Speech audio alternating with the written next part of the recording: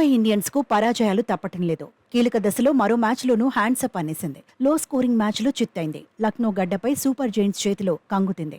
అసలు ఆడుతుంది ముంబై ఇండియన్సేనా అనుకునేలా పాండ్యా సేన ఆట తీరు సాగింది. సమిష్టిగా రాణించలేకపోయింది. అన్ని విభాగాల్లోనూ విఫలమైంది. ఇప్పటి వరకు ఆడిన 10 మ్యాచ్ల్లో ముంబై ఇండియన్స్ 7 మ్యాచ్లు ఓడిపోయింది. ప్లే ఆఫ్స్ అవకాశాలను సంక్లిష్టం చేసుకుంది. ప్రస్తుతం పాయింట్ల పట్టికలో 9వ స్థానంలో ఉంది. నిజానికి లక్నో మ్యాచ్తో అయినా ముంబై ఇండియన్స్ ట్రాక్ ఎక్కాలని అభిమానులు ఆశించారు. కానీ పాండ్యా సేనలో అసలు కాన్ఫిడెన్సే కనిపించలేదు. గొప్ప గొప్ప ప్లేయర్లు ఉన్నా అంచనాలకు తగినట్టుగా ఆడలేకపోయారు. లక్నో సూపర్ జైంట్స్ వ్యూహాలకు ఈజీగా చిక్కారు. తొలుత బ్యాటింగ్ చేసిన ముంబై ఇండియన్స్ ఏ దశలోనూ పోటీ ఇవ్వలేకపోయింది. ఆరంభం నుంచే తడపడింది. Star player Rohit Sharma single డిజిట్కే పెవిలియన్ చేరాడు. సూర్యకుమార్ యాదవ్ కూడా ఆదుకోలేకపోయాడు. ఎక్కువసేపు క్రీజులో ఉండలేకపోయాడు. ఫామ్లో ఉన్న తిలక్ వర్మ రన్అట్ అయ్యాడు. కెప్టెన్ హార్దిక్ పాండ్యా మరోసారి ఉసూరుమనిపించాడు. గోల్డెన్ డక్కా వెనుతిరిగాడు. దీంతో ముంబై ఇండియన్స్ కనీసం 100 పరుగులైనా చేస్తుందా అనిపించింది.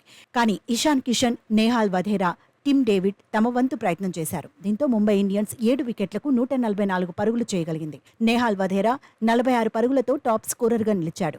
టిమ్ డేవిడ్ 35 పరుగులతో నాటౌట్గా ఉన్నాడు. ఇషాన్ కిషన్ 32 పరుగులు సాధించాడు. లక్నో సూపర్ జైంట్స్ బౌలర్లలో మొహసిన్ ఖాన్ 2 వికెట్లు తీశాడు. స్టోయినిస్, నవీన్ ఉల్ హక్, మయాంక్ యాదవ్, రవి బిష్నోయ్ తలో వికెట్ సాధించారు. టార్గెట్ చేజ్లో లక్నో సూపర్ జైంట్స్ కూడా ఆరంభంలోనే వికెట్ కోల్పోయింది.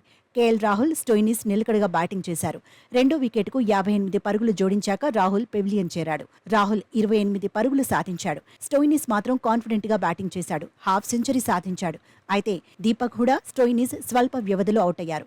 ఈ దశలో లక్నో సూపర్ జైంట్స్ కాస్త తడపడినా టార్గెట్ను ఫినిష్ చేసింది. మరో 4 బంతులు ఉండగానే మ్యాచ్ను ముగించింది. 4 వికెట్ల తేడాతో గెలిచింది. 45 బంతుల్లోని 66 పరుగులు సాధించిన స్టోయినిస్ టాప్ స్కోరర్గా నిలిచాడు. ముంబై బౌలర్లలో అత్యధికంగా పాండ్యా 2 వికెట్లు తీశాడు.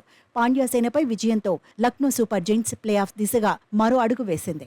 ఇప్పటి వరకు లక్నో సూపర్ జైంట్స్ 10 మ్యాచ్ల్లో 6 విజయాలు సాధించింది. 12 పాయింట్లతో పాయింట్ల పట్టికలో 4వ స్థానంలో నిలిచింది. ఒక వికెట్ తీయడంతో పాటు కీలక పరుగులు సాధించిన స్టోయినిస్కు player of the match award దక్కింది.